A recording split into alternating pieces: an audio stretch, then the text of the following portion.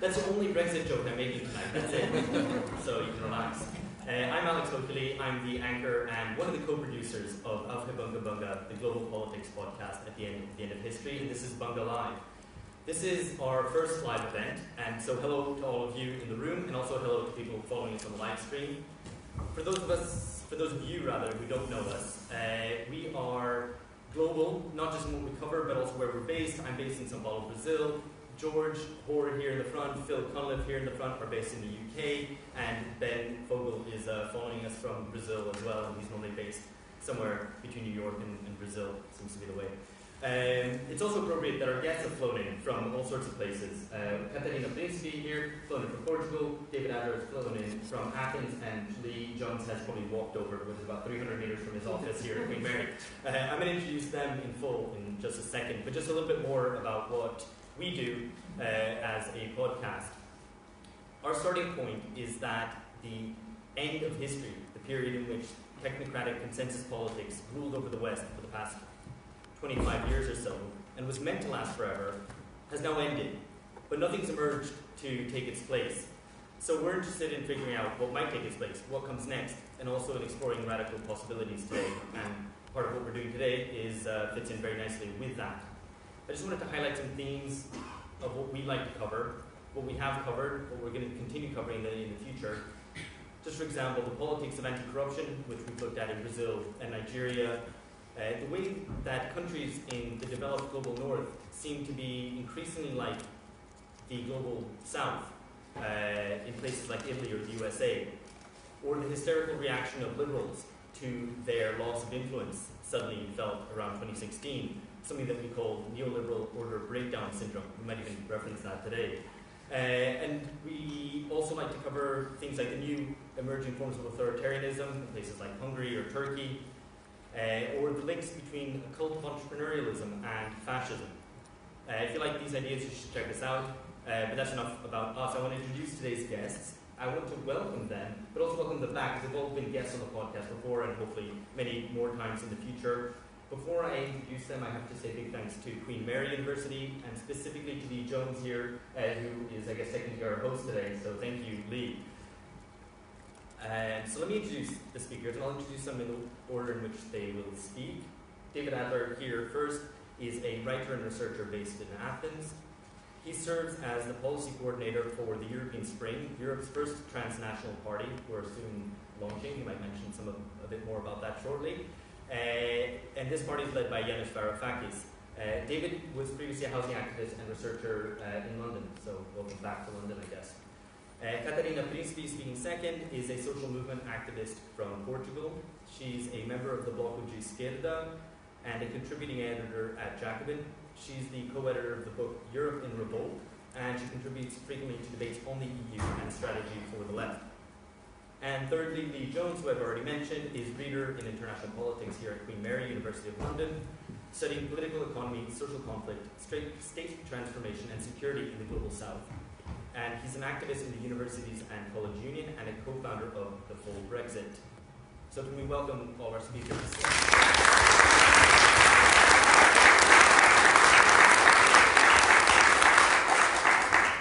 One more thing to stress before we actually kick off the debate and I introduce a little bit about what we wanted to explore here.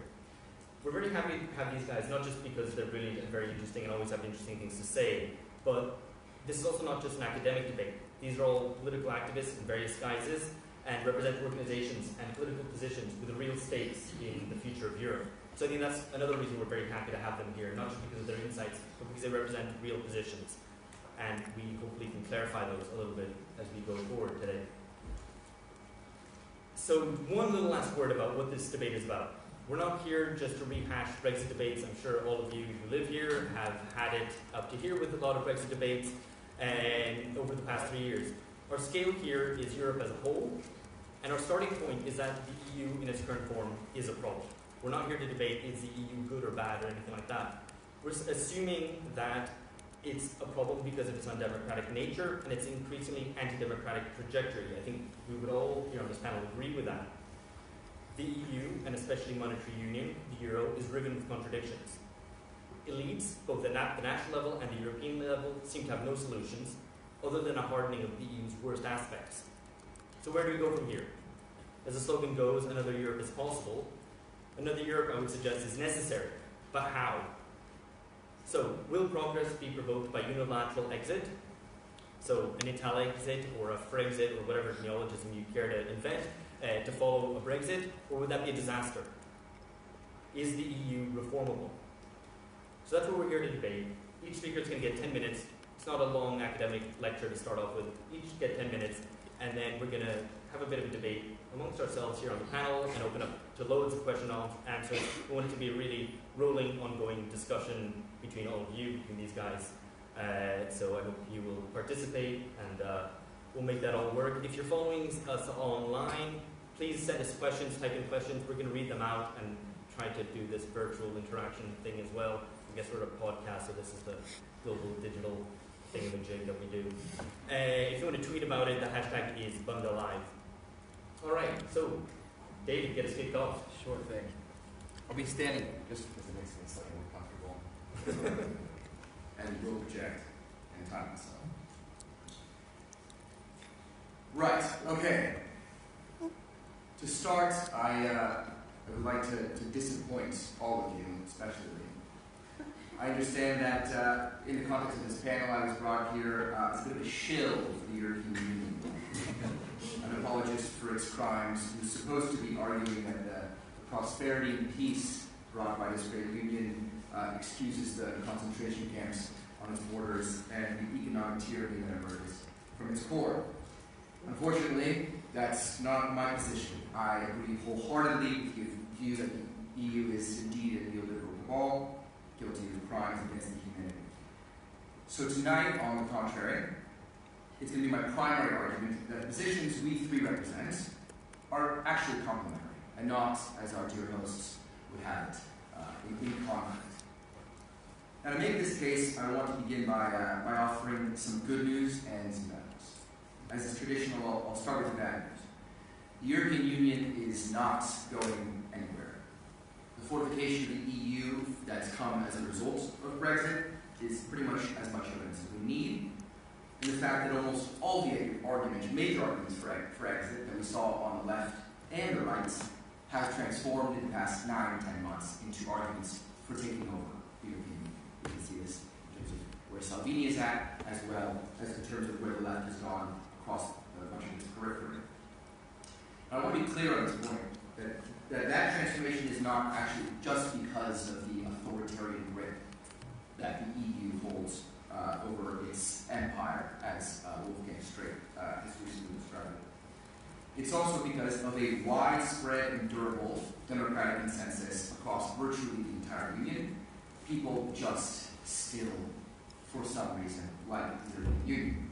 So you might want to call that Stockholm Syndrome, and I'm sure we'll get to that in a second.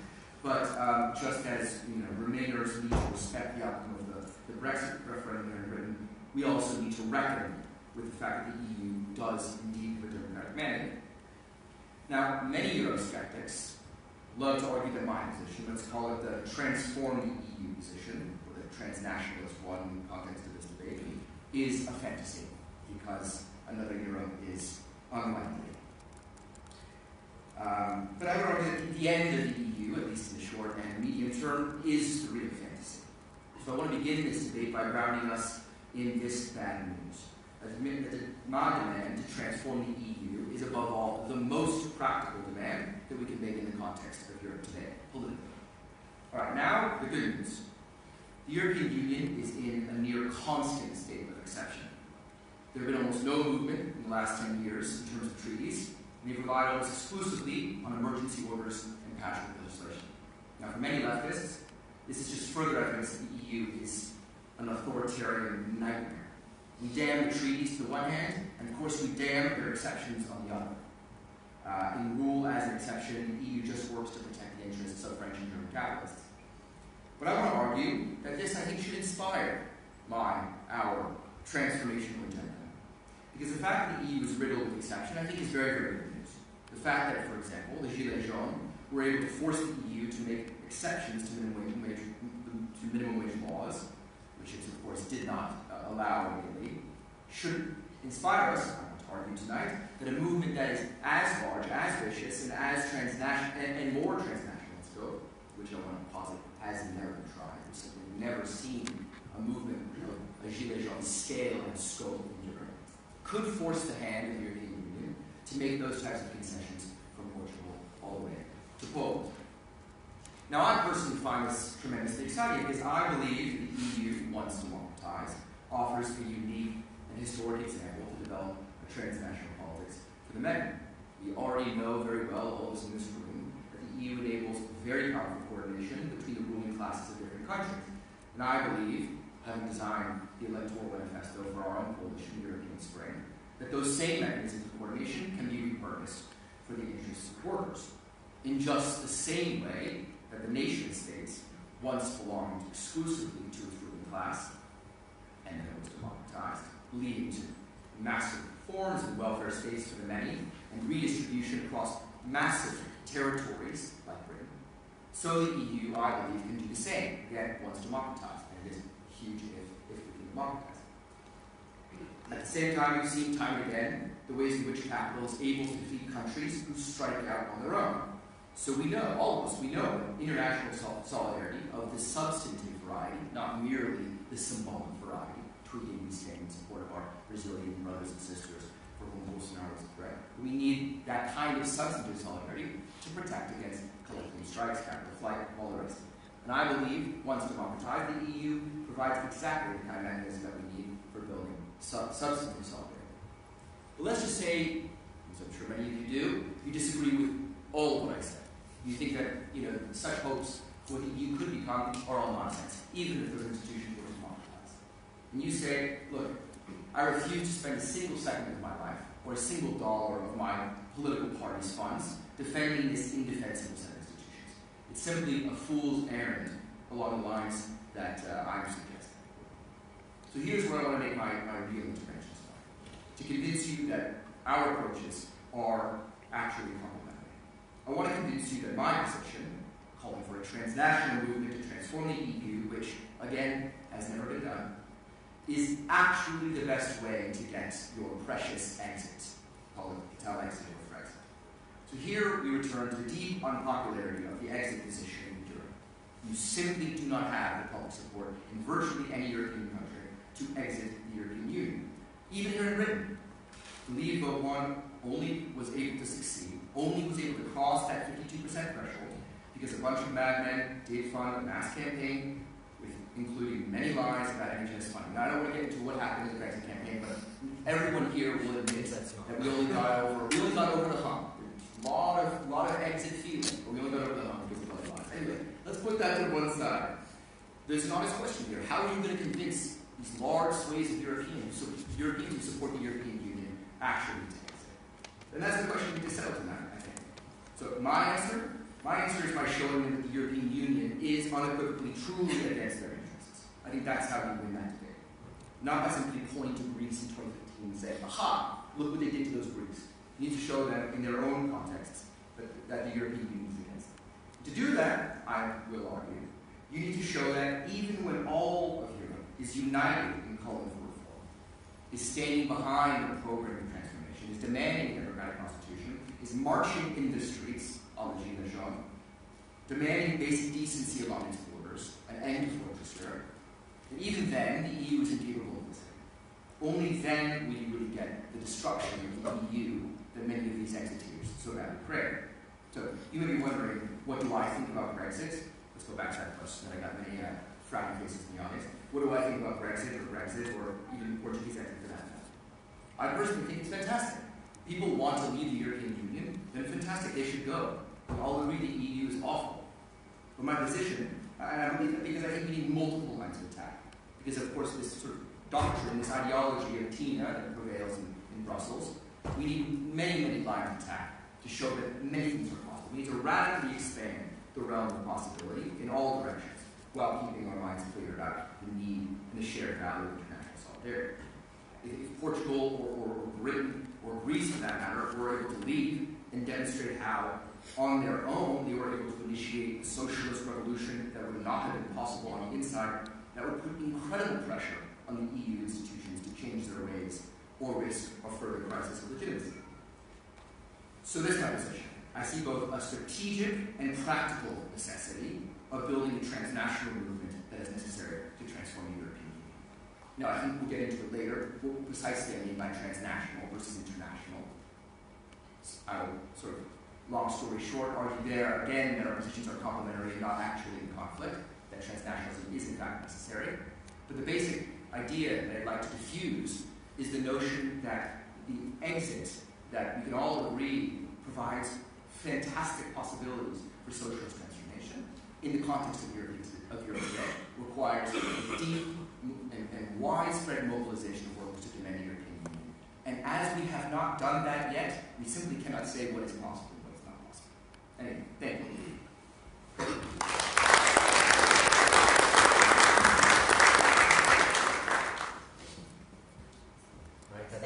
It's a delight. You can do it there. You can. I don't know. Okay, I'll just do it here. So I'm a little bit. I don't know where to start because actually David sort of took the cards and dealt them again. I had prepared something a little bit different, but I guess I'll say something from what I've prepared and something that comes already in the discussion. I think it might be useful. And what I had prepared to say was a little bit to talk about when we talk about the nature of the European Union. It's not only to say, it's not enough, in my opinion, to say that it's only neoliberal. What does that exactly mean in terms of how we develop a left-wing strategy to get rid of austerity, if we want, and austerity as it is embodied and imposed both by the European Union. And I think what is important when we are talking about this is that we talk about the European Union normally or exclusively as a transnational phenomenon. And so it's a transnational bloc that was built, it was a mercantile, is this how you say it in English? A mercantile agreement that was built in order to be able to compete with other big hegemonic economic powers in the world. But the particularity of this agreement or reagreement is that it's not a single bloc. It's a bloc that is composed by nation states. And these nation states that compose this bloc that is supposed to be unified are actually in economic competition also with one another. And this is what makes the European Union and the solutions to the crisis a very difficult one. Not only in terms of how we analyze it, but also in terms of how we build plausible strategies for any sort of anti-austerity or even socialist policies in this context. And there's another particularity I want to enforce here, and Portugal is an interesting case when we talk about this, is that the European Union is not only an economic bloc, it's also a political bloc. And it's a political bloc that enforces states to transform not only economically, but also politically and legislatively their structure and their organization in order to be a part of this club.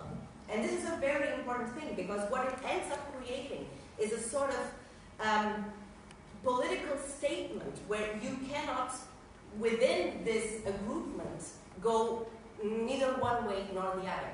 Portugal is an interesting case to reflect upon this because we had a revolution in 74 and 75, a socialist revolution. In 76, there was a new constitution which the first phrase of this constitution was, Portugal is a country on its way to socialism.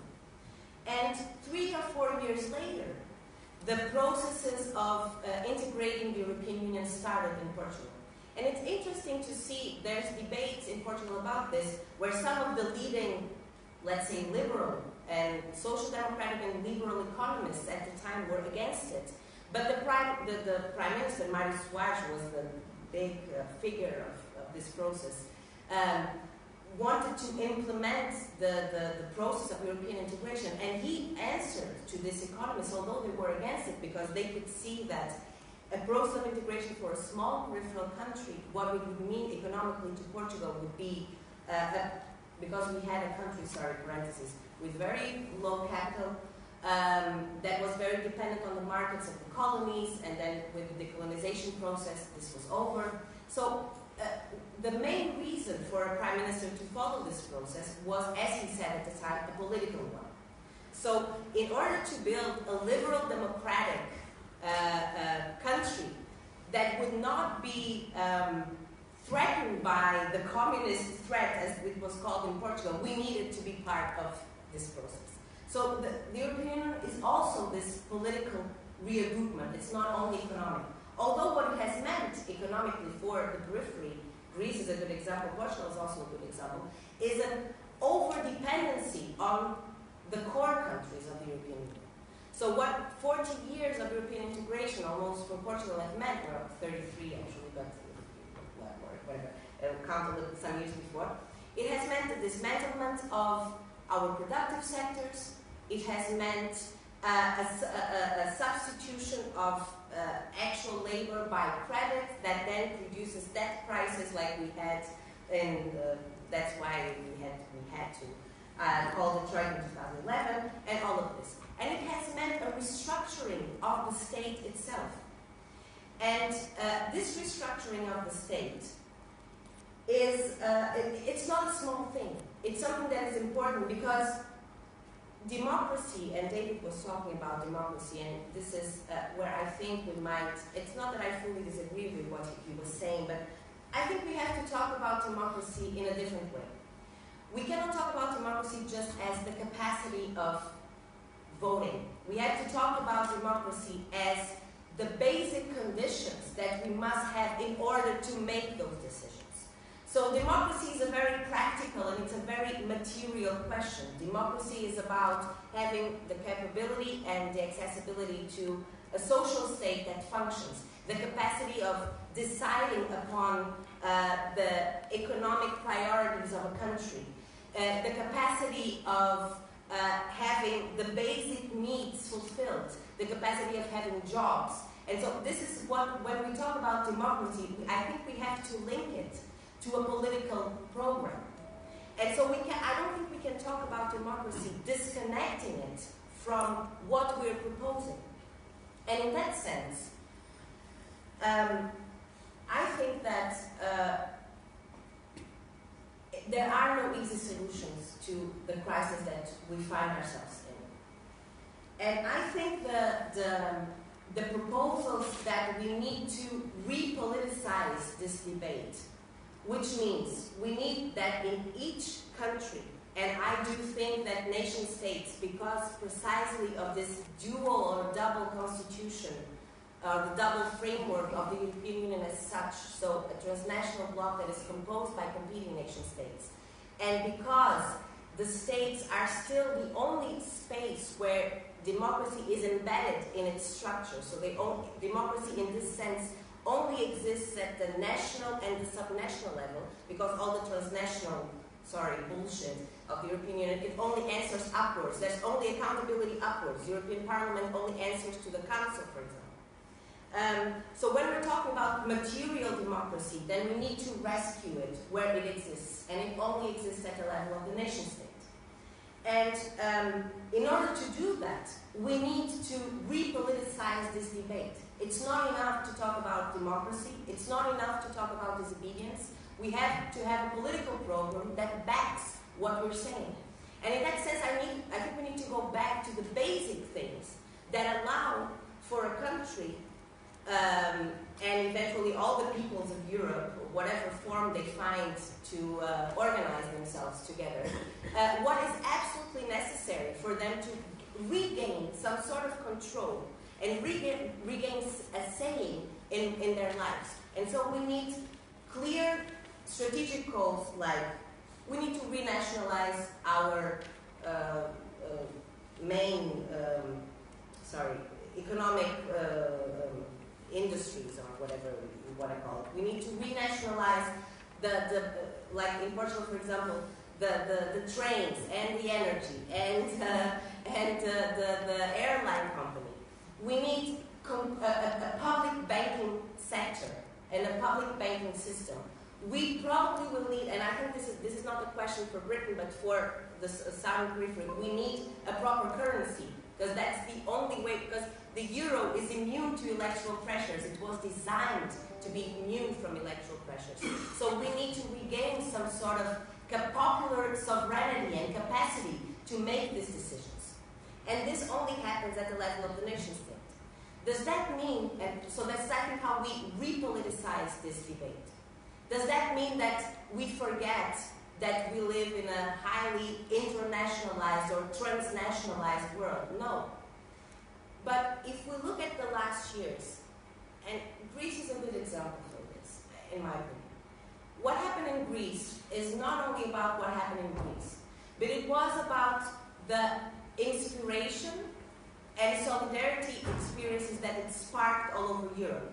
Not only when Syriza was gaining ground in Greece, for example in Spain, Podemos was winning in the polls, but also we could see different kinds of solidarity movements with the Greek people sparkling all over Europe. So this is what I believe, this is how international coordination is done. It's the understanding that when things shift in one place, they might shift at another. And by this inspirational grassroots sort of organizations that are not putting our hopes in transnational abstract ideas of coordination, this is how I think we advance socialist policies in a very complex situation as the one that we have today.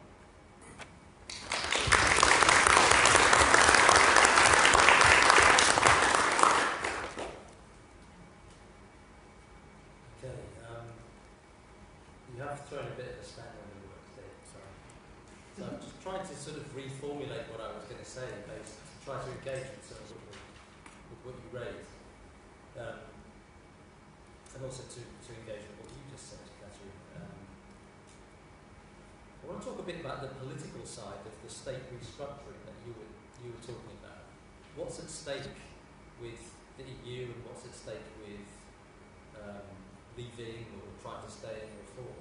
But first time, I don't know whether we'd skipped over something. How many people in the room think the EU is a good thing? Please raise your hands. You need to speak up. You can't hear. Is that better? Yes. Is it turned on? It is on, yeah. How many of you think the EU is a good thing? Raise your hands. Don't be shy. For the sake of people following online, that's about, what is that, about 10 people in the room? How many of you think it would be reformed to make it good? So, okay. About the same number again. Are you the same people who just raised your hand again? Okay. So, I mean, your starting assumptions are not wrong then, so you know your audience. So maybe I don't need to make the argument then as to why the EU is not a forum for left solidarity. In fact, it's destructive of left solidarity. Maybe I don't need to make that argument at all.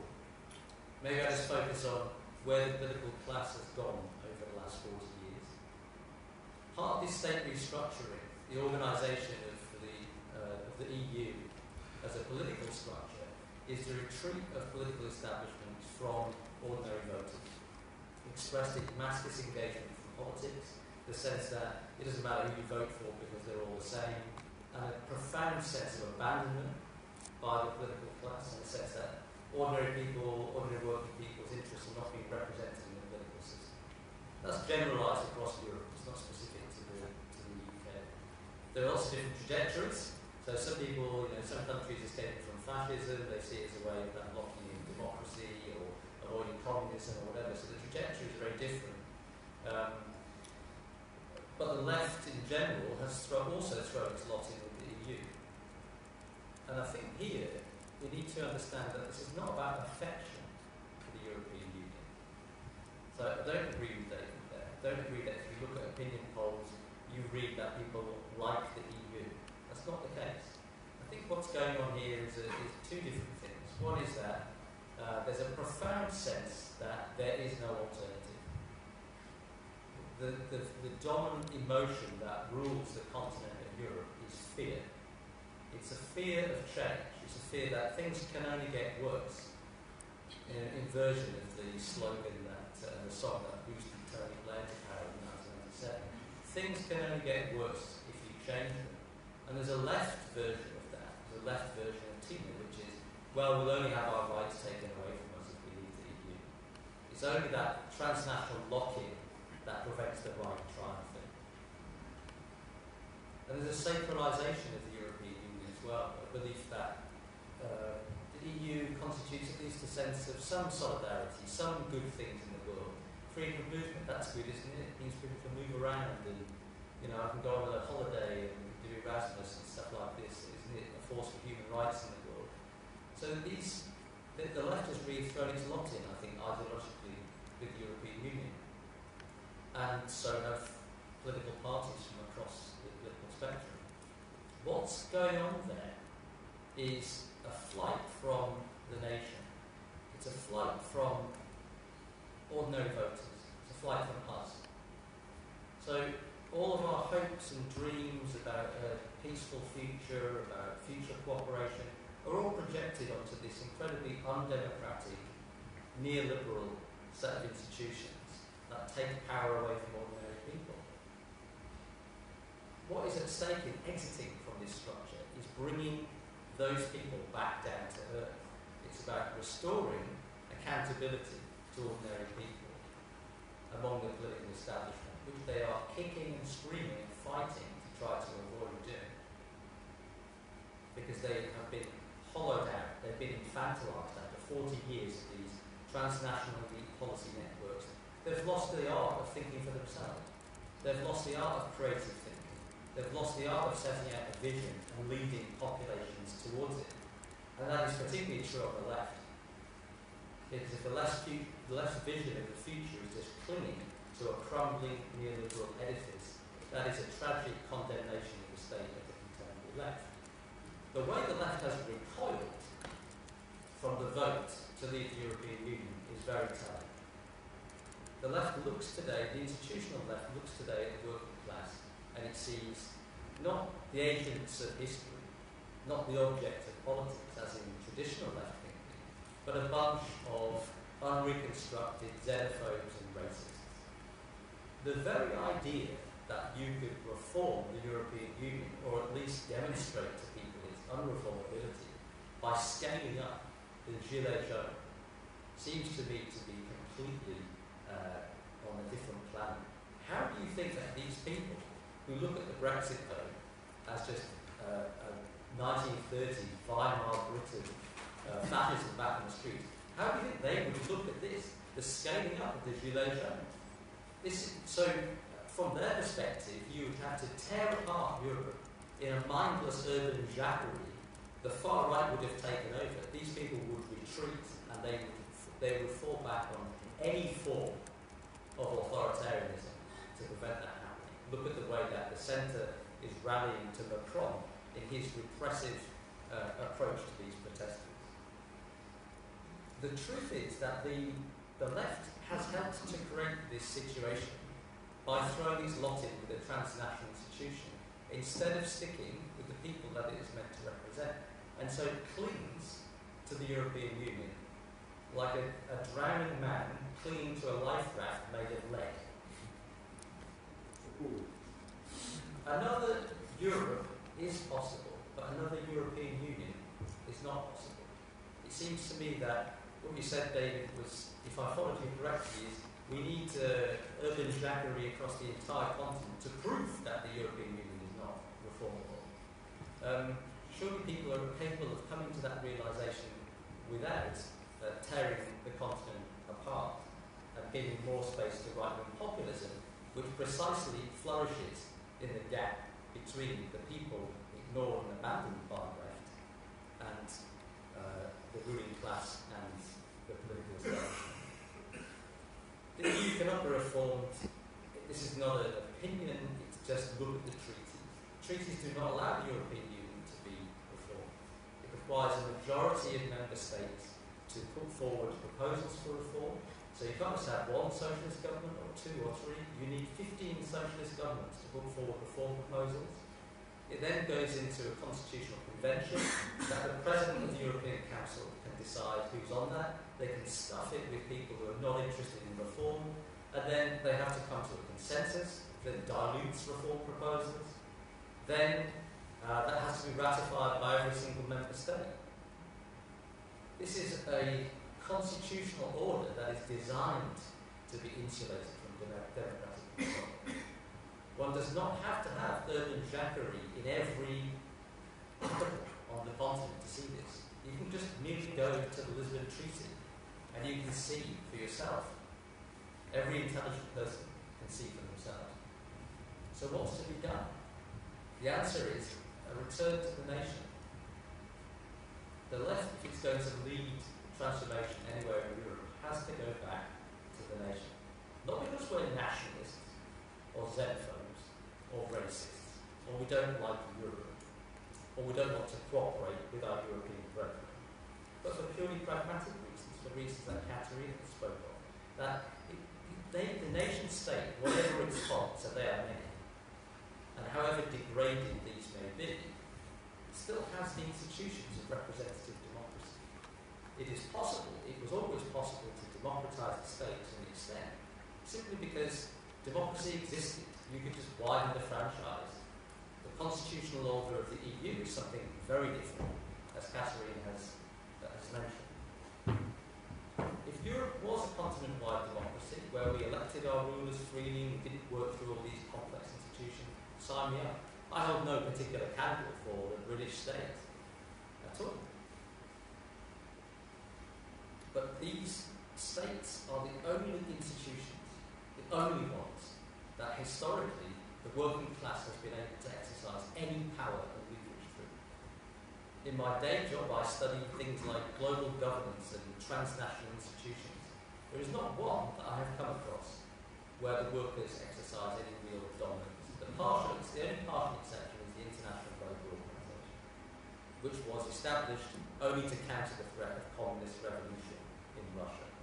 Every other one is dominated by representatives of the state, transnational bureaucracies, big business, and a few middle-class NGOs.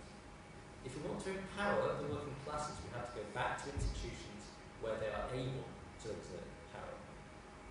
And if the left wants to exercise power, it wants to establish genuine left internationalism today, it has to go back to the people. It cannot keep viewing them with disdain as potential fascists who require taming by international organisations. It has to go back to the people and win them round again to progressive ideals. And slowly, and it will be a slow and painful process because the hollowing out is very deep, reconstitute the forces that once allowed the left to rule.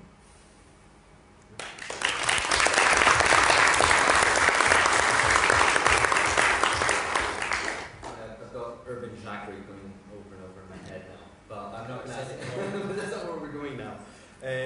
Right, so I think all three in different ways mentioned coordination problem, right? And you can see that from a pro-exit position, which is that the EU is irreformable because you cannot get progressive governments elected in various places at the same time.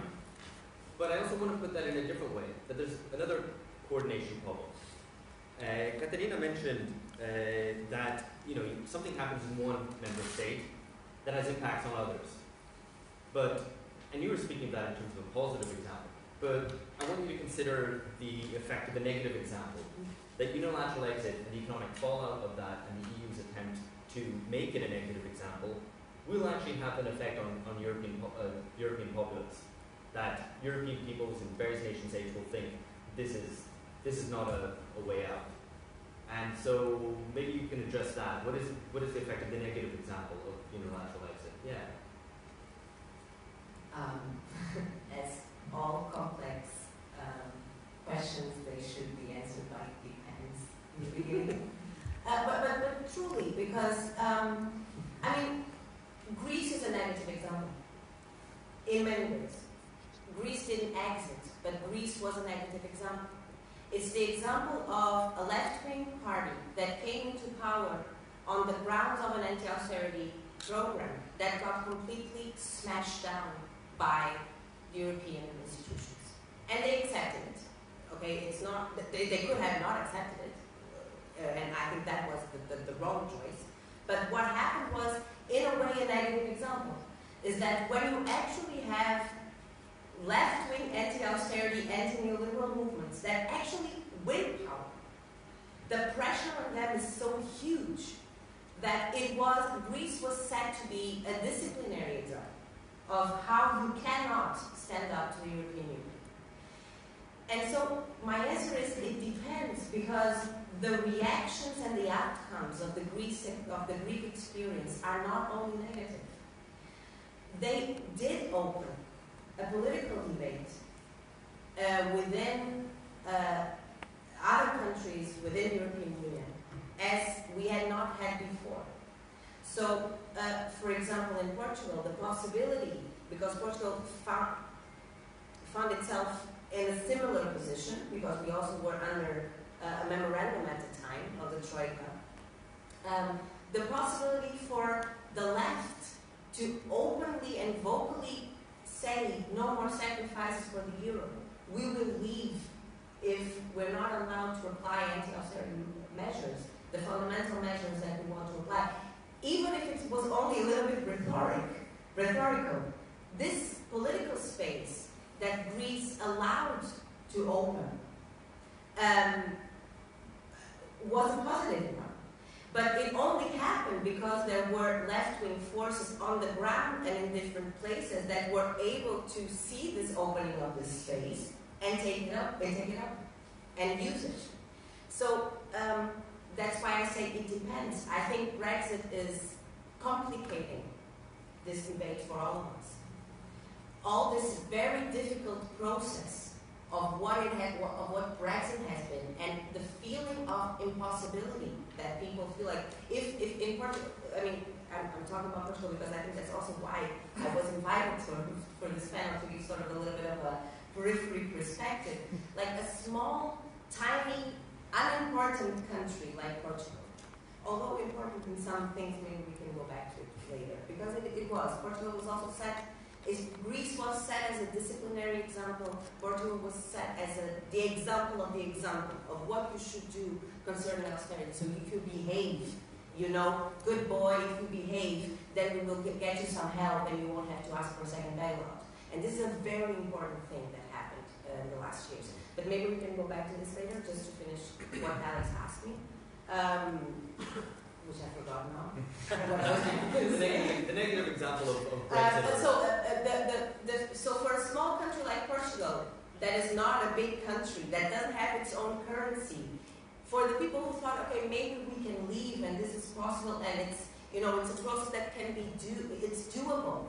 What is happening with the Brexit process opens a lot of questions for people, of course, but anyway, my answer to that question is it depends, because it depends on the relation of forces that a left-wing organization has in each place to take up a certain political moment and try to transform it for its own benefit. I know, David, you guys are bubbling up to respond to that. Okay, go.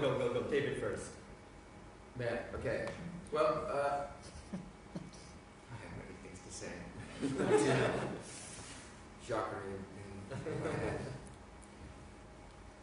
I guess, I want to begin by emphasizing one of the points that I tried to make and kept saying sort of under my breath, which is that we simply have not tried, have not put together the kind of transnational mobilization that would be required to reform the EU. Now, Lee has laid out very eloquently the obstacles to that transformation.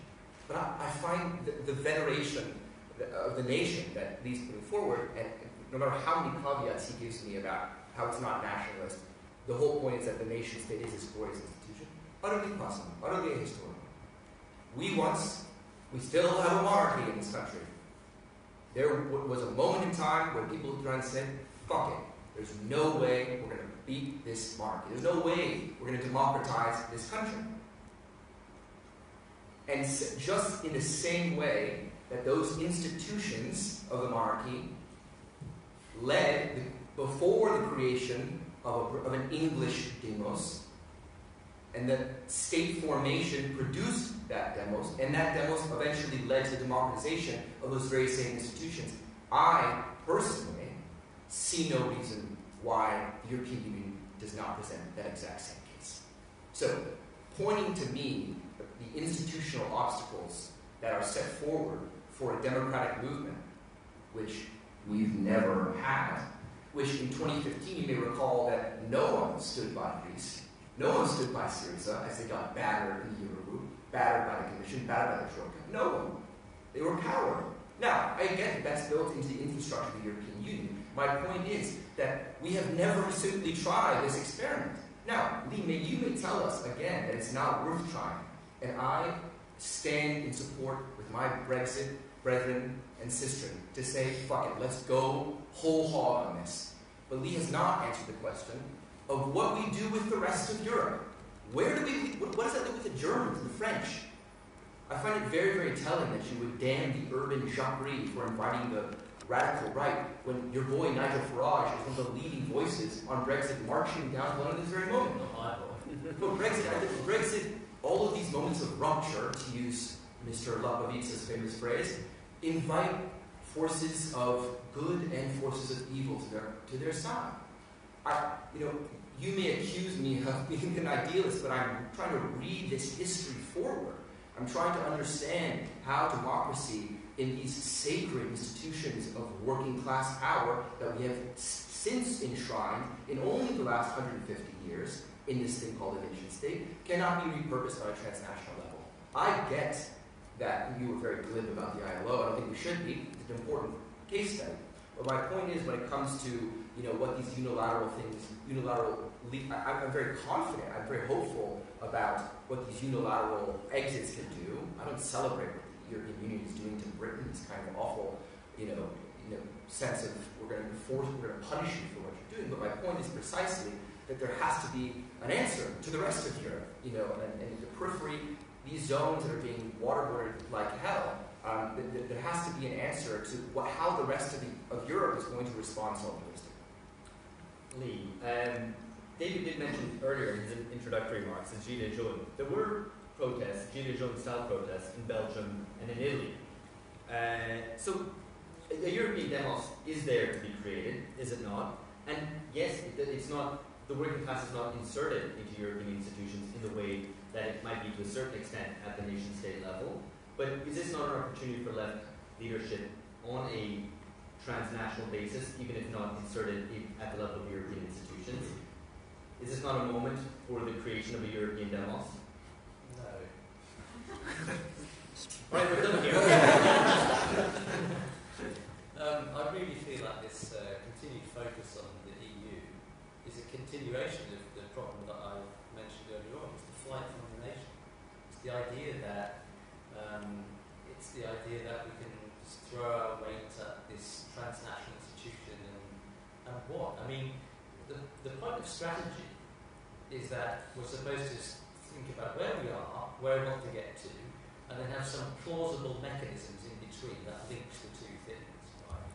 So I would like to, when you say is it possible or not possible, well, I've laid out the reasons why it's not possible, which is institutionally it's designed to be impossible.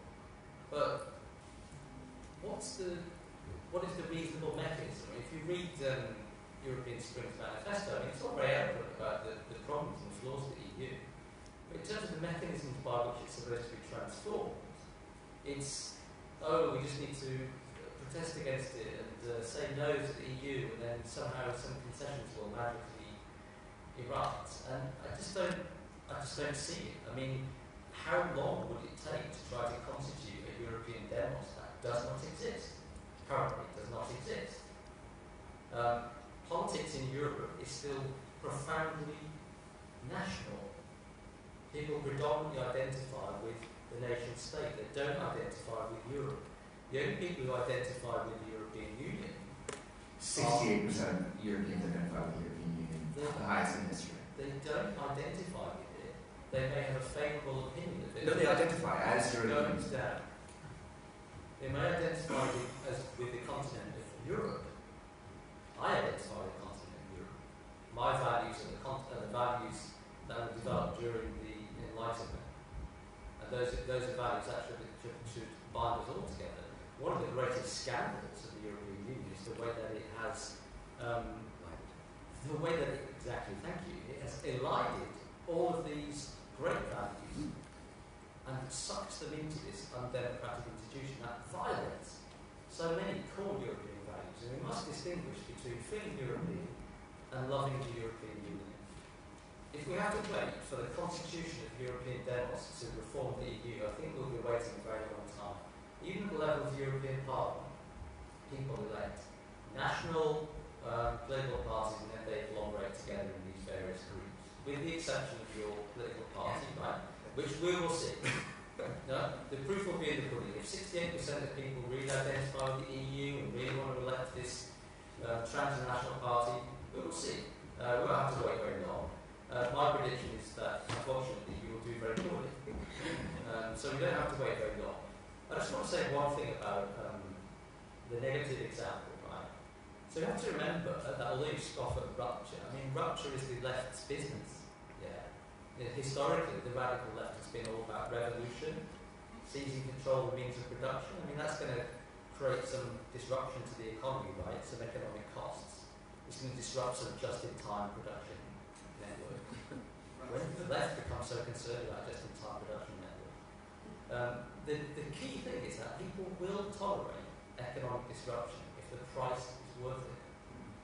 And so the key is to offer them a genuinely transformative vision. Not hold out some vague prospect that if you go rising on the streets every Saturday, the EU might be democratised through some vague mechanism in the future, but the transformation of their own lives, their conditions of existence.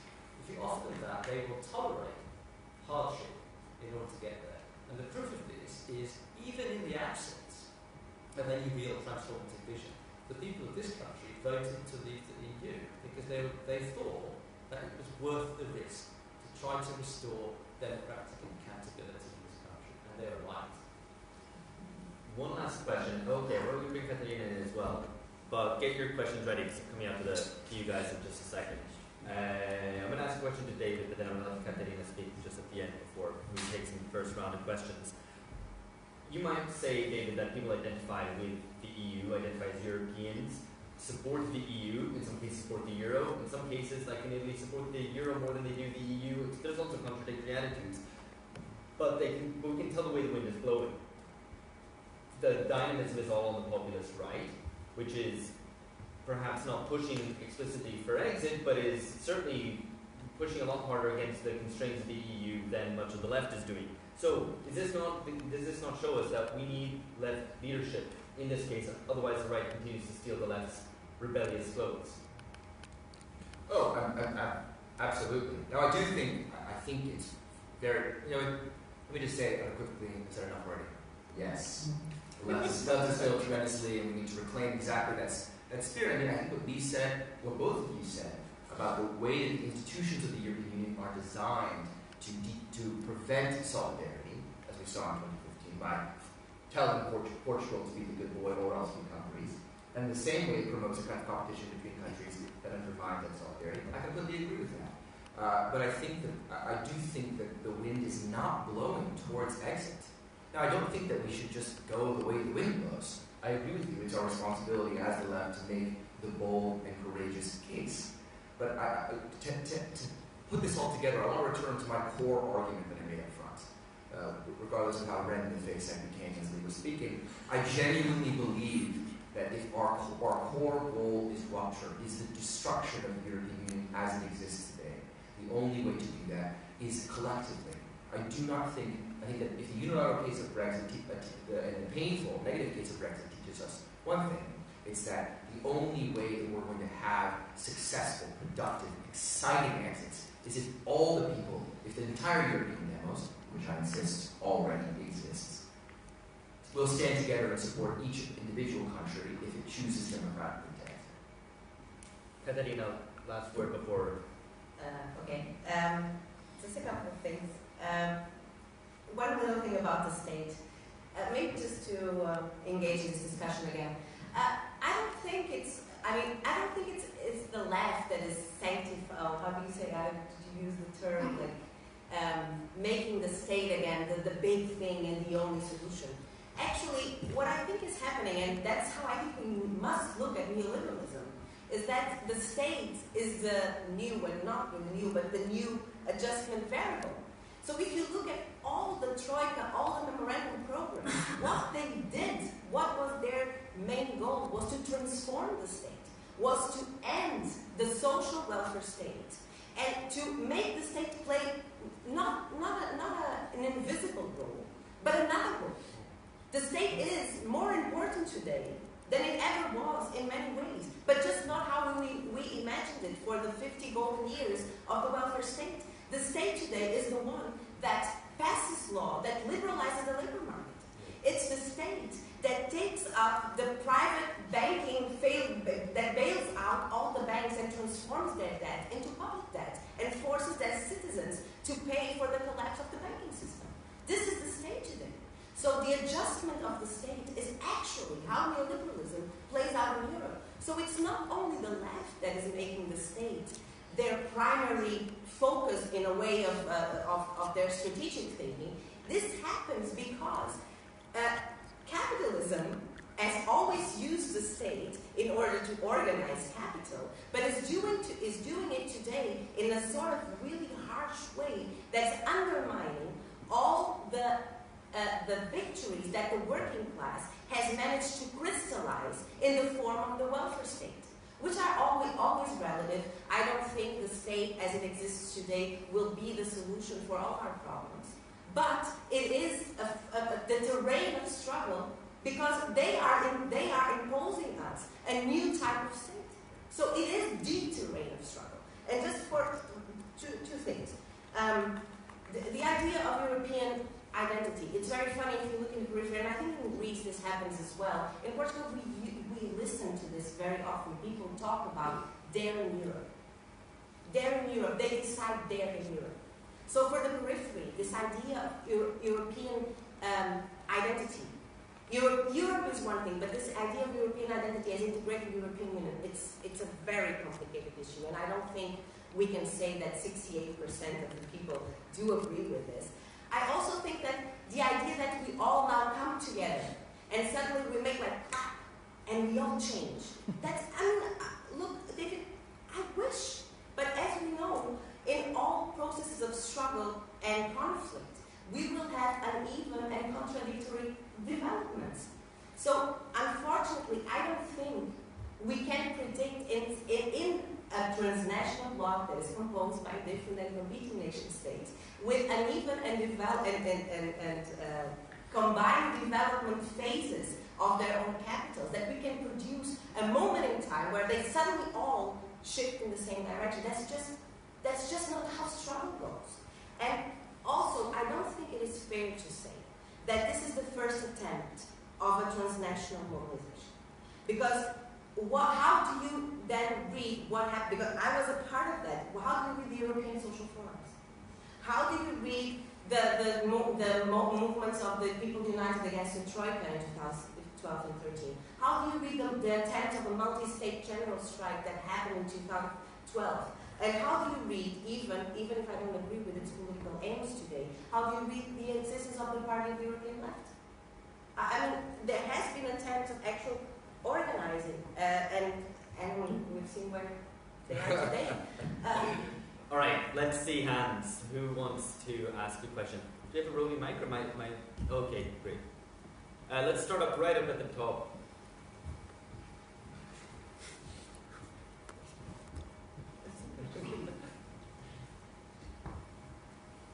A very quick question followed up by a more substantive question. My very quick question was that I had it on good authority that before it joined the EEC, Portugal was the second fastest growing country in the world. I just wondered if that was something people had also heard.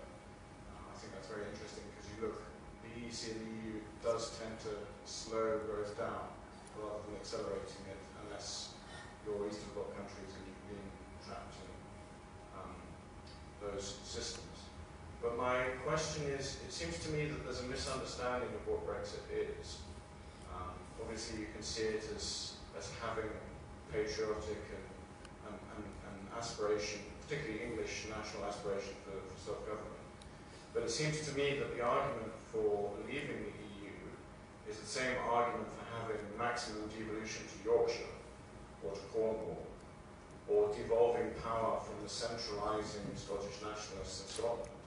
This is about subsidiarity, not the fake subsidiarity of the Lisbon Treaty and the centralising Euro-federalists.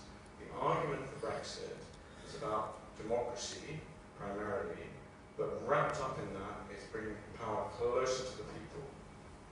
I used to be a Labour councillor. It is almost pointless. You have no power to do anything for the people you represent. I could go on long about that, but you need to devolve right down to your local council, right down to your local government, and that is why these transnational, I mean the EU is a model for a wider thing. It's a model to have the same thing in the, it's this globalist thing that they want. They want a similar thing going on in Latin America, and then they all team up and you get this one world government and we all join hands. It has that kind of utopian leftist aspect to it, kind of combined with capitalism. But it's about devolving power down as close as possible to the individual and to the local community, including trade unions, civic organisations, etc. Alright, thanks. Sorry, not question. Yeah, just pass the mic over and then we'll come over to this side here. Yeah, hi. What's wrong with the populists? I mean, they're pretty dynamic. They're Democrats, at least, which is more than can be said for about 80% of the left. I mean, we're pretty weird here on the left, believing in democracy. People, look at you like you've strangled a cat when you say that I think that, ordinary people should have the same say in politics as you should, or the doctor should. So, yeah, and that's kind of what the populists are arguing, on some level at least. So what's wrong with them? If you mind coming round to this side here.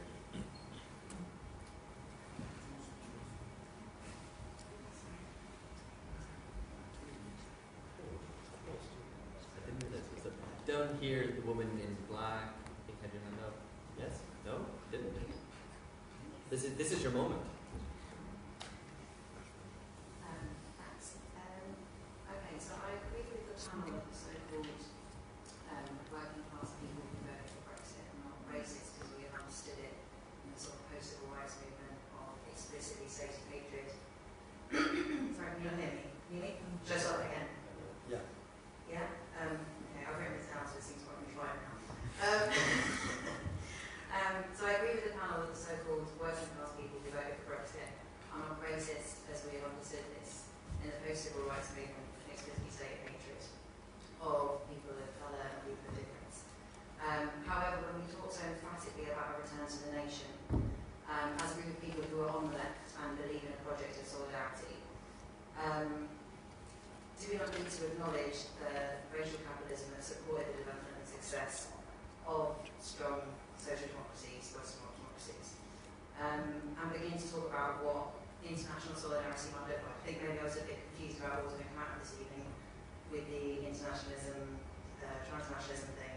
I thought that part of this discourse might be around what a solidarity that was counter to those populist narratives, rather than encouraging of them, could look like whilst still opposed to the European Union. Yeah, that's that. Thanks. Okay, I'm going to bring the panel back. I'm going to bring the panel back now. But we basically have, bringing democracy closer to people, and that's what Brexit is. 2, populists are actually alright because they're Democrats. And 3, we haven't been talking about what we were meant to be talking about. You might be correcting us. Internationalism or transnationalism. What does internationalism look like in the 21st century in Europe? Let's go. No one wants to talk. All right, let's go. Prepared something on this. So I think the first and third questions, and the second one, and they are related in an important way, which is that, you know, I am curious to know a bit more from the organizers what you had in mind when you pitted together this internationalist versus transnationalist. Because tables, I like it. Well, again, my sense is that that these things are deeply complementary. That you cannot, you know. So let's talk about deeply. So, as many people have made this case, but you know, substantive sovereignty requires more than just exit, right? It requires a lot of international coordination. I can't have personal sovereignty unless there are norms that allow me to move through the world freely and without fearing the violence of others. Similarly, the strangling of municipal England, right? Municipal sovereignty is meaningless unless there are national laws that permit it. Right? And we know that national sovereignty, exactly the same way, is only meaningful in the context of an international coordination effort that provides the means to which that country will not be violently invaded, nor will it be at risk of the capital flight that comes along with this. Now, we take it as our project as transnationalists. It's precisely to initiate, to sort of ignite the imagination around what the toolbox is. You know, for example, a democracy stabilization fund. The IMF has used stabilization funds to extract tons of neoliberal reforms from countries like Brazil in 2002. Asked Lula even before he was elected to promise when he was elected, you know, to initiate these structural adjustment reforms. You can imagine precisely a group of nations getting together in a substantive solidaristic way and saying, we're going to provide a bunch of money to stabilize around election time and guarantee these elections so that there's no risk of capital flight that can affect the turbulence in money markets around these elections, right? That's, to me, the definition of substantive solidarity. I turn to my panelists in this case, which is sort of like, yeah, by all means exit, but what exactly is the toolbox post-exit in the absence of international, transnational institutions, which I think you have sort of damned with one great sort of breath of fire? You know, how do you instantiate a meaningful internationalism in the absence of those institutions? How do you evolve? How do you really make democracy meaningful in the absence of transnational institutions? And what are they? And I'm curious how we fill in that toolbox in a post-Brexit Britain. Lee, if you were addressed correctly. Sorry. I very much agree with much of what you said. This is the sense in which I'm not fetishizing the nation state. Yeah. I'm not saying that what we want is strong, centralized states. Not at all. The principle at stake here is popular sovereignty.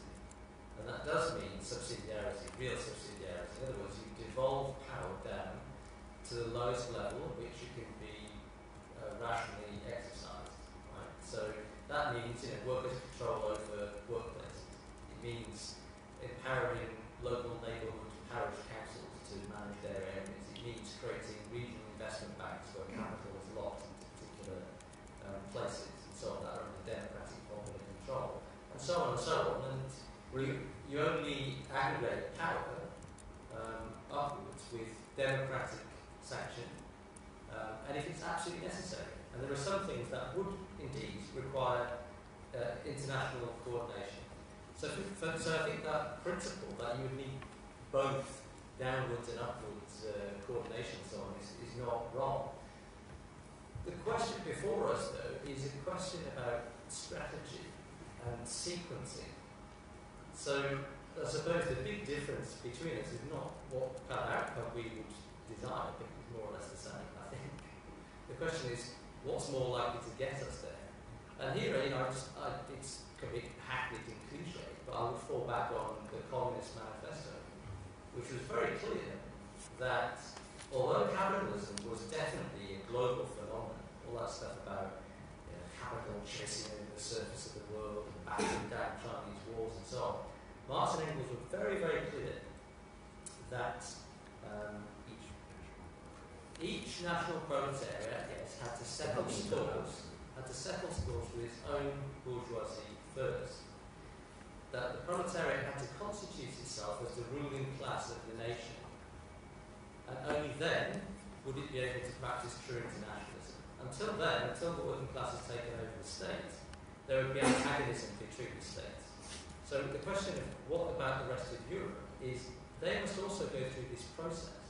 And the idea was that then, now the states are under popular control, then the antagonism between the states would melt away because the cause of the antagonism was gone.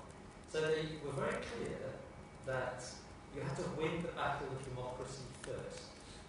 And so this is a question of sequencing, I think, tactically, strategically, for me. Just a little point here which you can address later on, but do not underestimate the degree of interrelation between states and integration, actual functional integration between nation states, to the extent that perhaps popular forces need to follow capital in that direction. That capital has already made it global and, or, let's say European for the purposes of this debate, and that, the left should act at a European level as well, and shouldn't retreat from capital, or from the scale at which capital operates. But that's just the point. I'm just saying this. No. You'll speak later. I'm really bad. Hey, you can be on time, Katarina. This is such an interesting thing. So, just, I don't know if it was actually a question or just a comment about Portugal in the process of European integration. I heard it. I wondered if you'd heard it too. It depends on what you consider growth. Of course, after,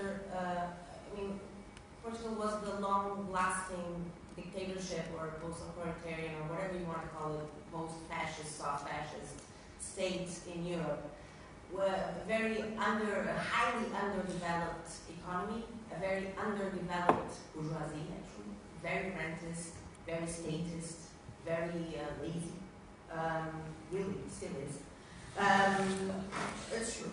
And of course, with the opening of Portugal to the European market, Portugal was flooded with what we call structural funds in order to modernize and build all the infrastructure of the country, which created, of course, new types of jobs. It's interesting to see what happened to the Portuguese bourgeoisie at that time, because some adapted and some not, and that's why also some of them were not in favor of European integration. I think it's important sometimes to remember ourselves that the bourgeoisie is not like a fully hegemonic bloc that always thinks the same, but there's also contradictions and conflicts within it. So that's my answer to you, is that, or my comment to this is that it depends on what you consider growth. Of course there was growth, especially if you compare to what existed before, but the question is, what was the outcome of this growth?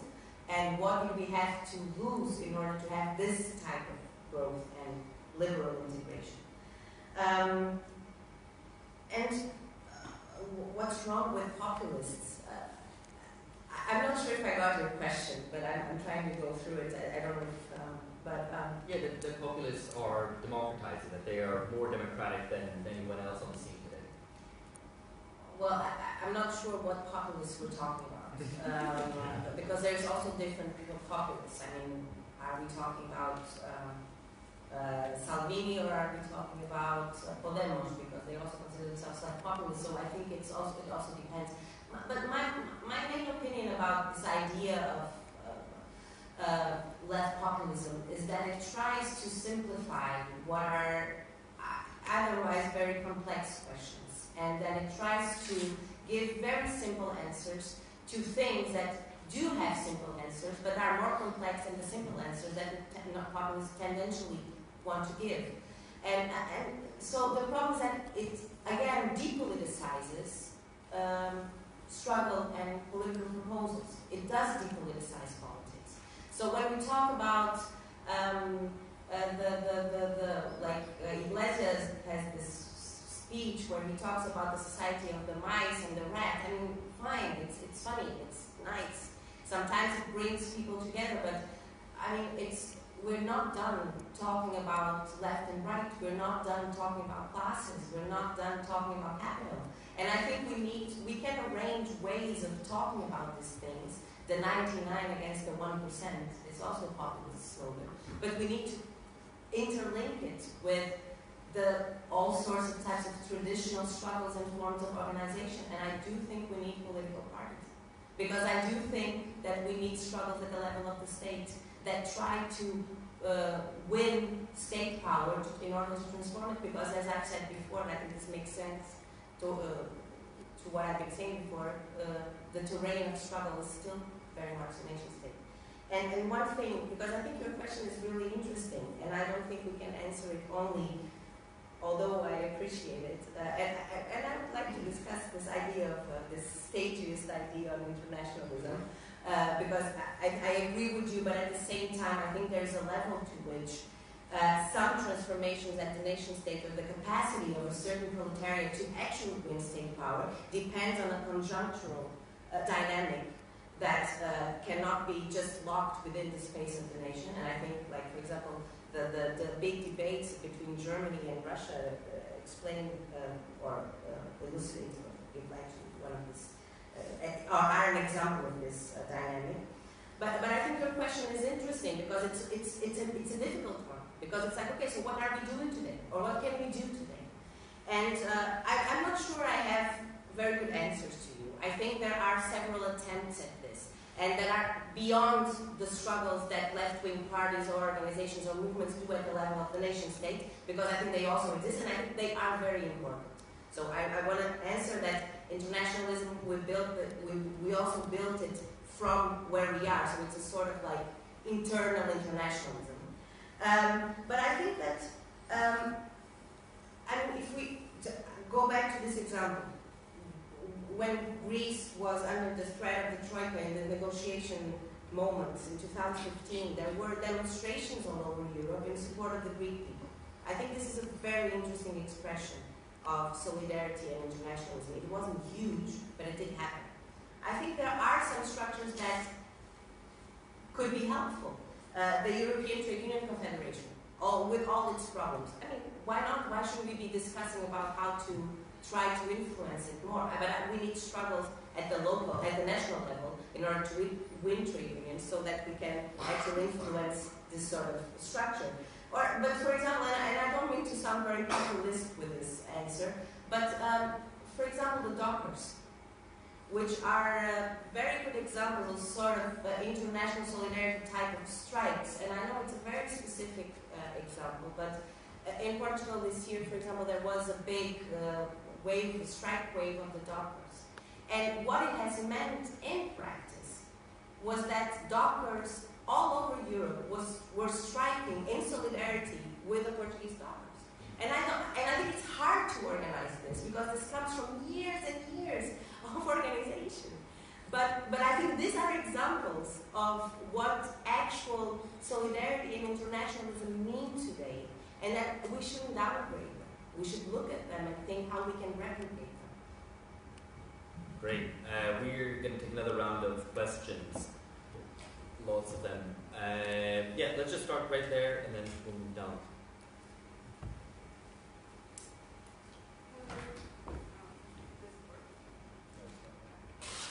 Anyway, I can speak like. Oh, if you wouldn't mind, I think at the bottom of the mic there's a button, a little red button. Hello? Yeah, now it works. Thank you for the presentation. I have a quick question.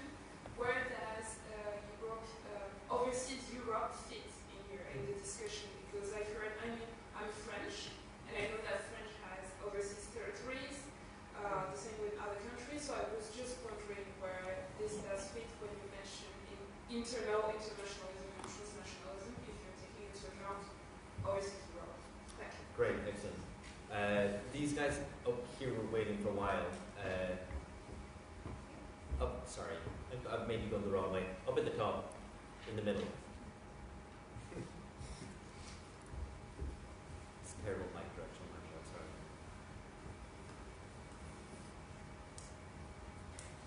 Just listening to the discussion of the European demos makes me wonder what you think a demos is. Because my understanding of a demos is that it's made up of citizens, all of whom have some common material goal or interest, and they all have some role in the adjudication of their public life. I could launch a survey over Europe and ask how many people like jam, and some people might say yes. That would mean I have a European populace. So I think you're the notion of a demos with a group of people who happen to identify in a particular way. And it strikes me that that's a quite technocratic way of viewing citizenship, quite a sort of hollowed out version of what it means to be a citizen. So arguably, your conception of citizenship is just a flip reverse, if you use the Blazes Squad language, of the EU's version of citizenship. It's kind of this really hollow, how do we manage the European public? Well, we appeal to this very narrow sense of what it means to be European. And actually there might be something more fundamental to the question of being a citizen, which both your idea of the demos matches up with the EU's. Just by you. Yeah, it strikes me there's a little bit of an air of unreality about some of this discussion.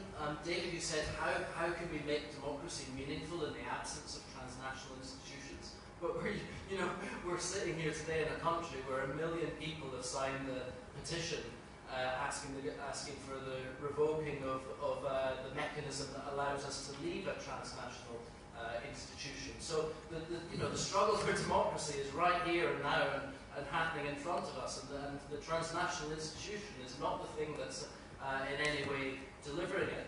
I think Lee's made an important defence of democracy at the level of the nation state. Personally, I worry a little bit about when we talk about devolving it down even further, and these sort of positive arguments that come out for local democracy, which, while they may have some merit, unfortunately, I think in all too often are a way of avoiding the importance of making the argument for the nation state itself. So I'd like someone to address that. Okay, let's see who else. We'll keep these snappier so we can get all of you in. Where are we? Yeah, just down here in the aisle.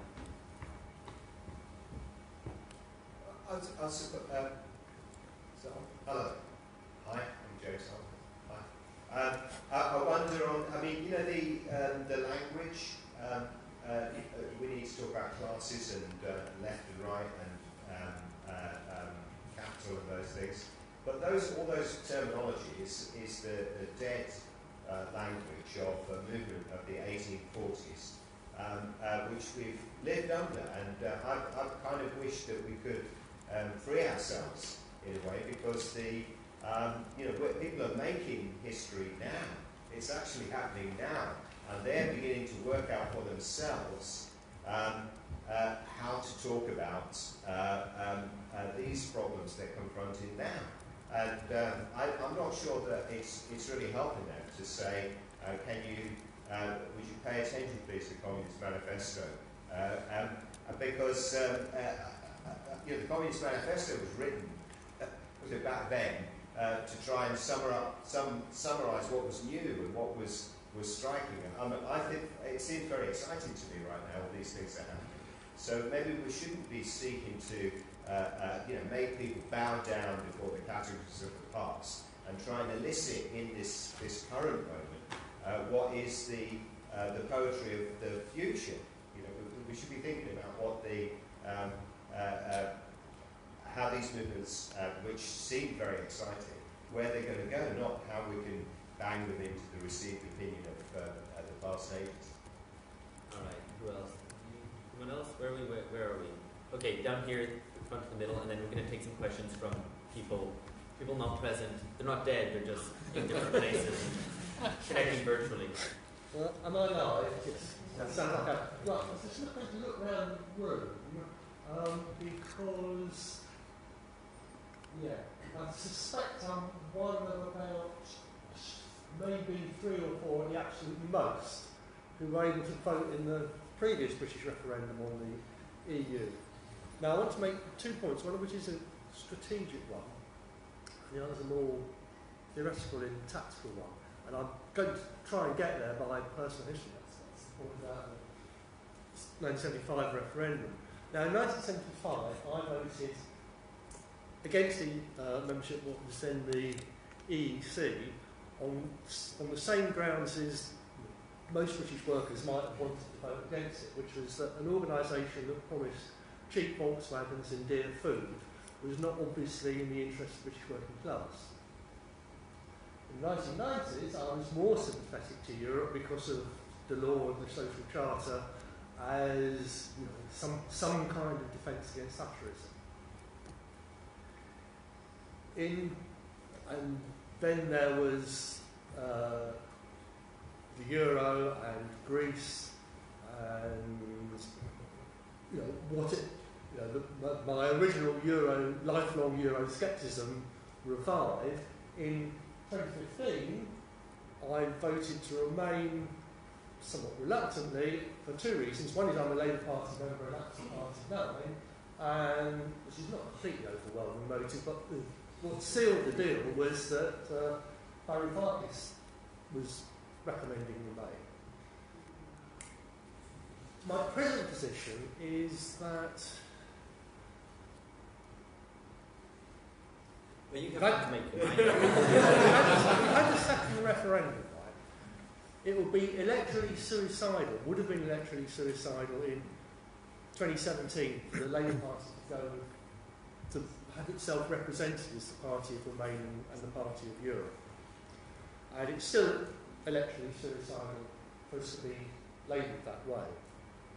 So the current party position of, as at least advanced by Corbyn, of what's essentially a kind of very soft Brexit, seems to be the best possible tactical option of a range of not very attractive options. Okay. And I understand, by the way, that that's Varoufakis' current position. But what's the strategic thing you get out of it? Well, the problem is that another Europe. Well, actually, it may or may not be possible. It's certainly conceivable, right? But is it possible? That's the question the panel is likely to address. So we'll take that. We'll take that as the question. Sorry? We'll take that as the question. Yeah.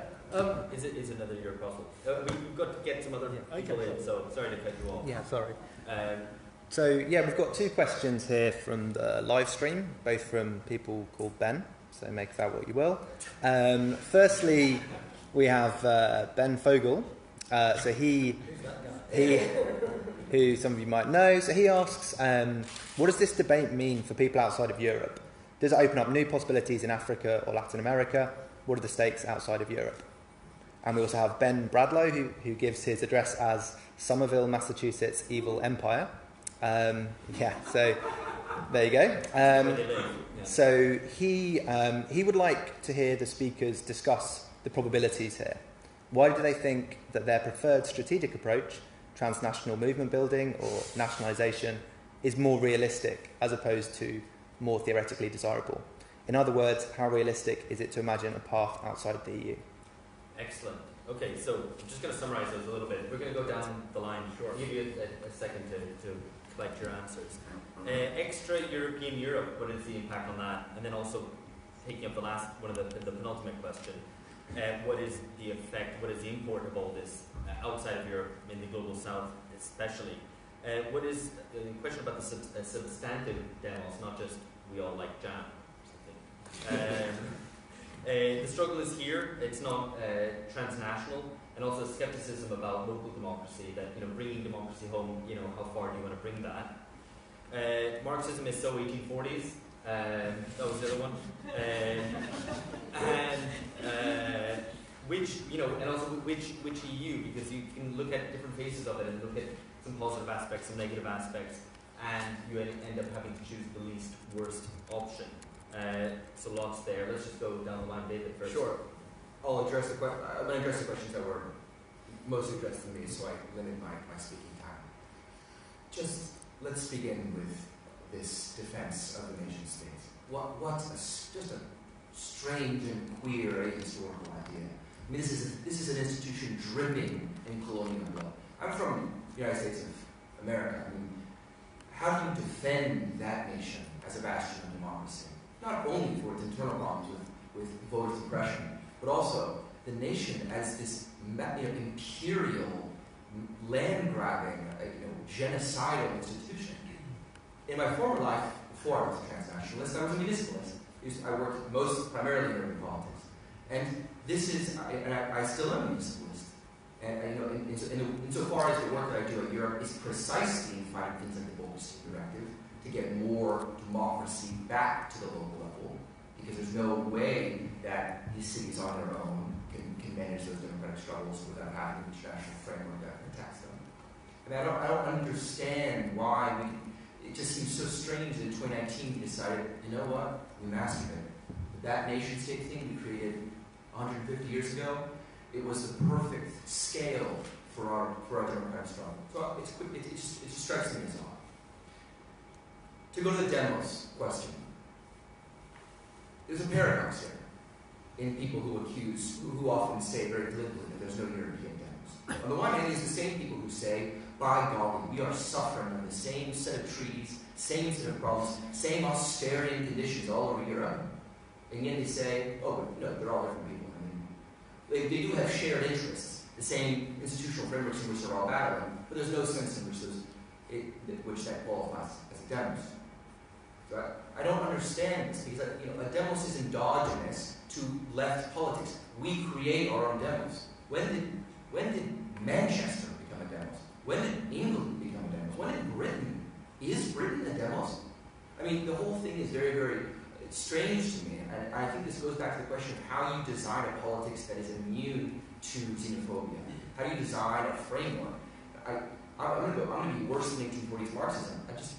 As a humanist, I think Lee was very glib about freedom of movement as a thing for people, vacationing in Mallorca. But this is a claim that's, I think, foundational to making a transnational politics that is sufficiently humanist. So, to me, this notion of what Paul has as demos is so, it's in the same vein as the nation-state defense, so, forgive me, so reactionary in terms of its taking today as the, petrified state of politics as it will always be. So here we come to the strategic question posed by my dear friend Ben Bradlow in Somerville, Massachusetts, which is, I just think that all of us here are right. Like, we have to do all of this. There's no choice that we have not to mobilize transnationally, because as I've said before, there is no substantive democracy at the national level, certainly on the periphery of Europe, but definitely in developing countries outside of Europe, if there is not transnational mobilization and a strong internationalist toolbox for protecting democracy at those levels.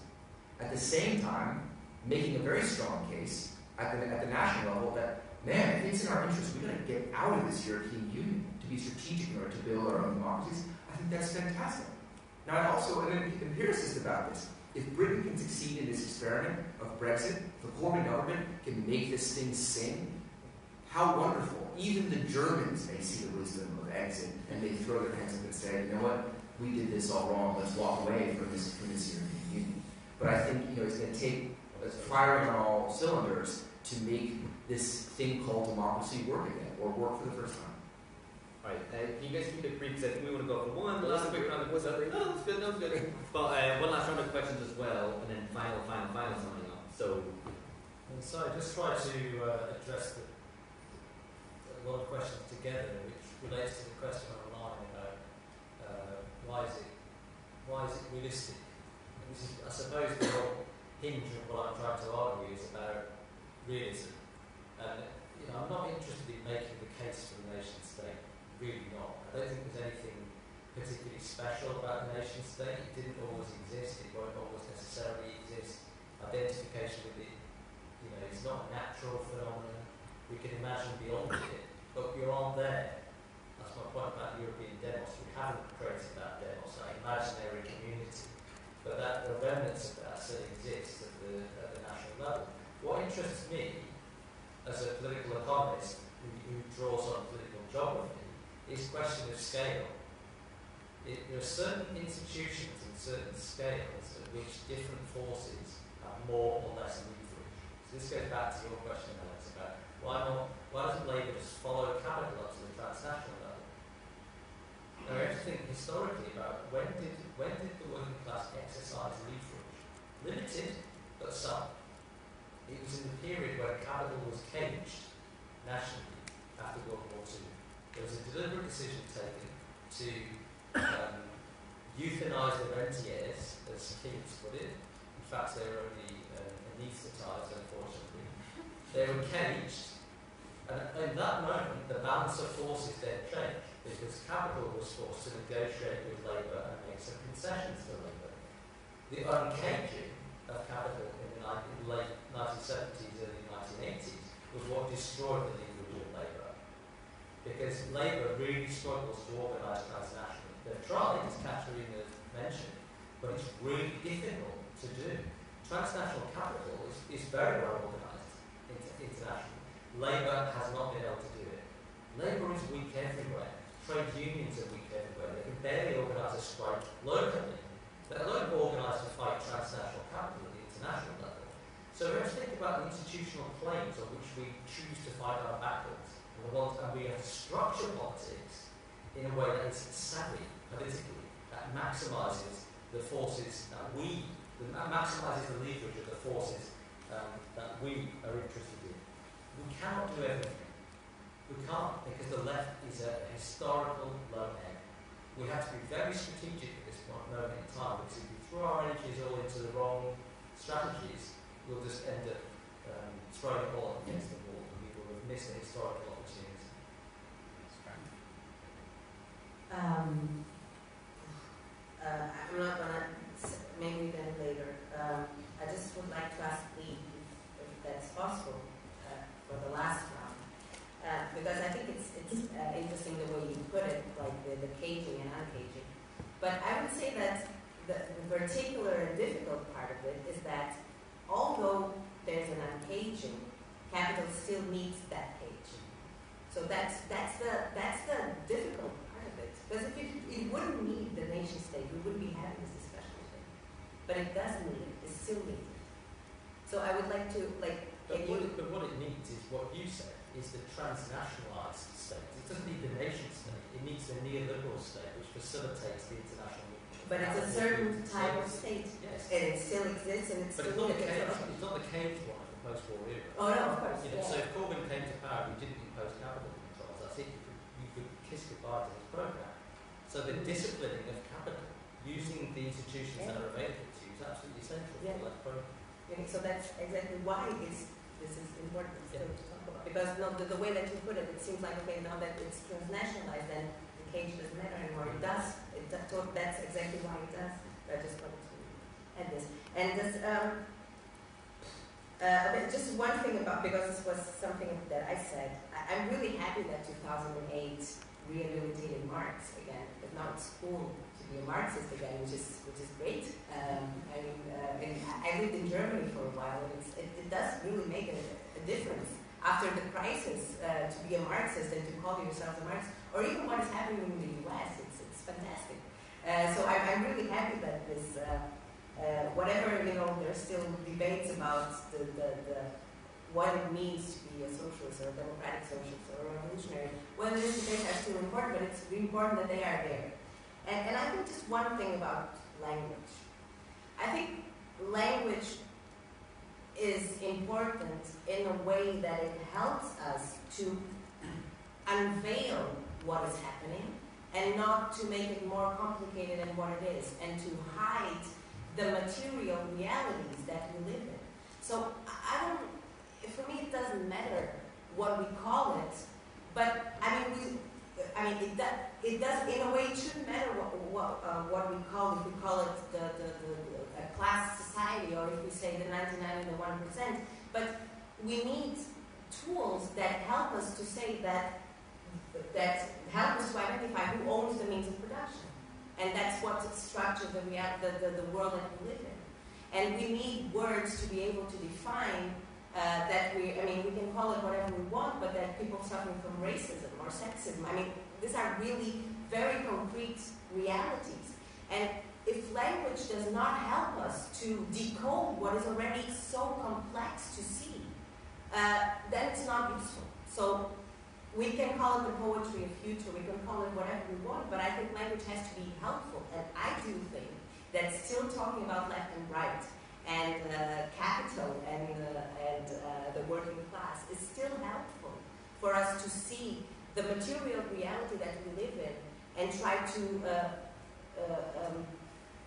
push aside what is sort of hiding it, because that's exactly how hegemony works. It's to try to hide the complex but very real material reality that we live in. And just this for David, and now pass.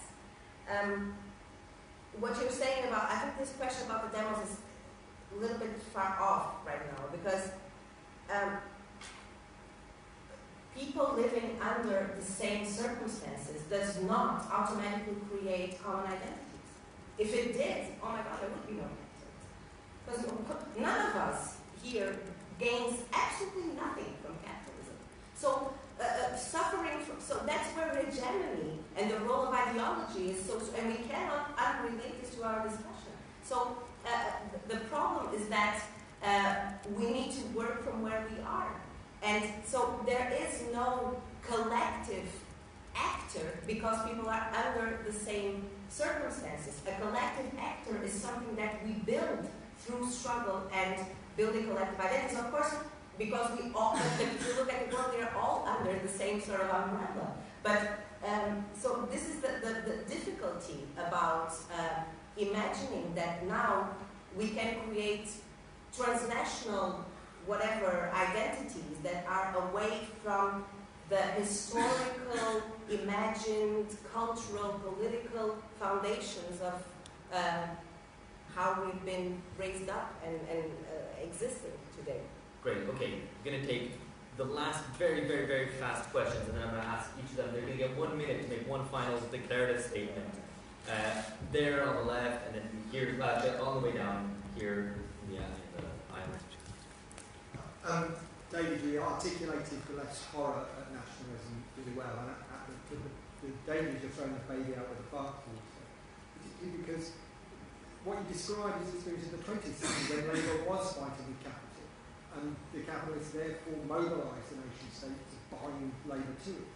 That ended in the 1980s, and the nation became this embarrassment for everybody. The nation is just the site of popular sovereignty. So identity politics, fragmenting, transnationalism, escaping the nation is what happens. And so in your municipalism, in your transnationalism, the one thing you avoid is the moment of sovereignty where the people can concentrate their power to achieve what they want. That's my anxiety about the horror of the nation. It's ahistorical. On the other hand, and I wonder what you think about this, Lou, maybe it's so 1790s. Right, we have there, we have... Oh, we've got a lot of you. Okay, quick. It's sort of a heterodox issue. I think in some ways, Marxism, or the Marxist tradition, has lacked the theory at the stage. And we've talked a lot about how the European Union could be an impediment or a constraint on, for instance, the potential of carbon government. But the truth is that the state would equally be constrained in some ways. I'm not British, but I think Tony Benn, for instance, faced some issues with civil service. So what I'm sort of asking is what would, not necessarily constitutional reform, but sort of rethinking of the state according to popular needs, what could it look like? All right, thanks. They're going to have to be snappier than that. I'm sorry, but we're running out of time. Right, where do we have? We have there definitely, and then I think that's it. Deadlines. Hi, I have a question for the kind of middle, sorry to remember beginning, because you said that you are an economist politician, therefore I have a kind of technical question. So I've engaged with the political debate, which is, can capitalism be tamed? So there is, as you have mentioned Marx before, there is a theory, which is the theory of crisis, which says that capitalism inevitably will bring crisis, because in its own nature and in its own institutions will bring crisis. So because you interestingly talked about strategy and about, I think, little concrete bases that can tame capitalism, how would you explain this in concrete terms? Okay, actually, that might be actually a question we can discuss in the pub afterwards. Because we're going to have to wrap this up. 1 minute from each of you in the reverse order. So we're going to start with Lee, who's making faces at me for only giving him a minute. So we let you something. So I mean, there's one question that's directed at me. So capitalism cannot be tamed. Crises of capitalism will continue to happen. But as the GFC showed, the global financial crisis showed, with the left very weak, it doesn't mean that there will be some kind of rupture where people rise up and stop it. It has to be grasped. You have to constitute the forces capable of actually caging capital and doing something to it. But in the end, I think it has to be overthrown. And you cannot stop the crisis tendencies of capitalism. I mean, I'm not quite sure I understood your question, but we can chat afterwards if I've not quite understood. Okay, Katarina. I don't know what to say. For the first ban, and maybe for you also up there, which I don't think any of us has actually answered. And I don't know if I have an answer to it. I think that if we think about, just maybe as a last word, if we think about the crisis in the European Union and we think about this dynamics of poor periphery, we can look at it as a sort of small-scale example to what happens in the world. And in a way, like the definition of when I talk about Portugal or Greece and we talk about periphery, actually at the world scale, it's not really periphery. It's what some people might call a semi-periphery, because it's still territorially and economically and politically part of what would be called the world center. But in a way, within the European Union, we can think about all these questions of uneven and combined development, the relation between center and periphery, the necessity of coordination, but at the same time autonomous sorts of struggle at the world level. But I think that's a very vague question that it's very hard for me to answer. And just one thing for you. Also, no time, maybe we can talk about it later, but I think there are attempts on Marxist theory and beyond it, or also other schools of thought, if you want, about the question of rethinking the state. But I think that's absolutely a necessity when we talk about left strategy, but I think that's also been part of a big tradition within the left of thinking about the state, how it's constituted, but also about how it can be changed, and also big debates within the left for 100 years about differences on the topic. Finally, David. Sure. I guess to finish, I'd like to really return to my plea to defang this debate and think about the ways in which our approaches are complementary and not in conflict. I think it's crucial for us to remember that capital is extremely creative at any scale, and that we not fetishize any one of these individual scales as being the solution to our problem, requiring a mobilization on all of them. I think, what makes me feel anxious when we talk about the European Union as this ironclad of institutions, whatever the merit, this sort of Troika always wins idea, it's just, it feels like it's not historicized.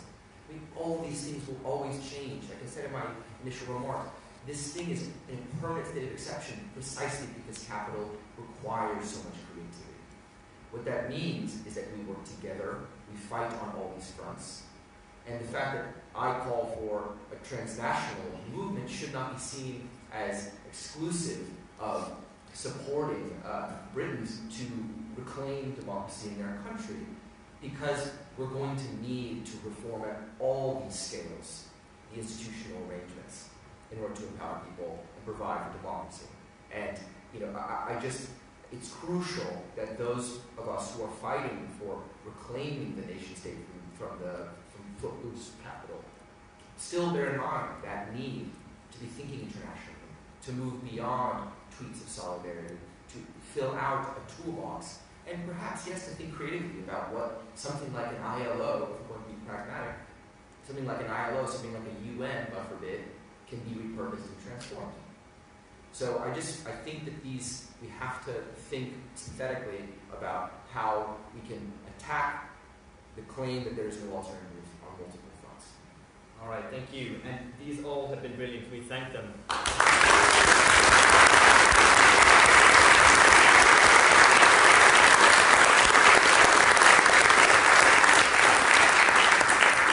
Final words. Thank you all for coming. Thank you for your superb contributions. I think you really enlivened the debate. Thanks to Queen Mary once again. We're Aufhebunga Bunga. We're only getting started. This question of sovereignty, at what level, what scale, is something that we're going to continue discussing. If you're not aware of us, please follow us. details are there. Finally, if you would like to wear a t-shirt with Berlusconi's face on it and some indecipherable words, they're for sale for £10. It would help us out and help us keep going. We greatly appreciate that. Finally, we're going to the pub very appropriately. It's a pub called the Horn of Plenty, which I think is also a very appropriate name for two different reasons. It's 36 Globe Road. I hope you'll all join us. See you there. Thank you all again.